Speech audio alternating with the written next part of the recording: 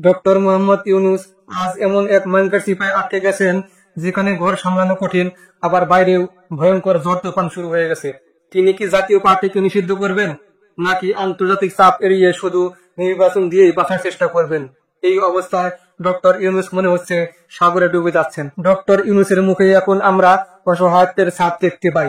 রাজনৈতিক দলের সাথে বৈঠকে বসলে বা রাষ্ট্রীয় সংকটময় সময়ে তার অভিব্যক্তি স্পষ্ট করে বলে দেয় তিনি আসলে ভয়ানক এক চাপের মধ্যে আছেন। এর মূল কারণ হলো রাষ্ট্রের ভিতরে রাজনৈতিকভাবে যারা বড় স্টেক হোল্ডার কিংবা মাঠ পর্যায়ে যারা হাইপ তৈরি করতে পারে তাদের নিয়ন্ত্রণ করা তার পক্ষে কঠিন হয়ে দাঁড়িয়েছে। অনেকদিন পর্যন্ত তিনি সরাসরি কোনো দলকে লিড না করলেও এনসিপির এক নীরব সমর্থন তিনি মাঠে পেতেন। যেখানে তিনি আটকে যেতেন সেই মুহূর্তে এনসিপির নেতারা তার পক্ষে কথা বলতো। কিন্তু গত 2-3 মাস ধরে বিশেষ করে নির্বাচনকে ঘিরে সেই সম্পর্কেও দূরত্ব তৈরি হয়েছে। শুধু তাই নয়, ডক্টর ইউনূসের উপদেষ্টা পরিষদের মধ্যেও ফাটল দেখা দিয়েছে। আসিফ মাহমুদ আর আসিফ নজরুলের মতো উপদেষ্টাদের মধ্যে ডিভাইডেশন তৈরি হয়েছে। এনসিপি এখন তাকে কড়া ভাষায় সমালোচনা করছে। এনসিপির নেতারা বলছে ডক্টর ইউনূস লন্ডনে গিয়ে সিজদা দিয়েছেন, ওহির মাধ্যমে ফেব্রুয়ারিতে নির্বাচন নিয়ে এসেছেন। ঠিক এই সময়েই ভিপি নূরের উপর হামলাকে কেন্দ্র করে রাজনৈতিক দলগুলোর নতুন এজেন্ডা তৈরি হয়েছে। গতকাল 7 দলের বৈঠক হয়েছে, যেখানে মূল আলোচনার বিষয় ছিল জাতীয় পার্টির রাজনীতি নিষিদ্ধ করা।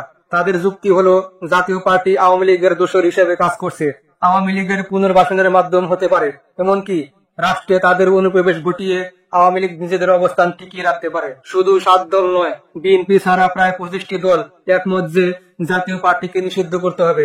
কিন্তু প্রশ্ন হলো ডক্টর ইউনূস কি সেটা করতে পারবেন? আওয়ামী লীগকে নিষিদ্ধ করা তুলনামূলক সহজ ছিল, কারণ ছাত্রলীগ যুবলীগের বিরুদ্ধে দীর্ঘদিনের অভিযোগ, মামলার রায়, ট্রাইব্যুনালের রেফারেন্স এসব ছিল হাতের কাছে।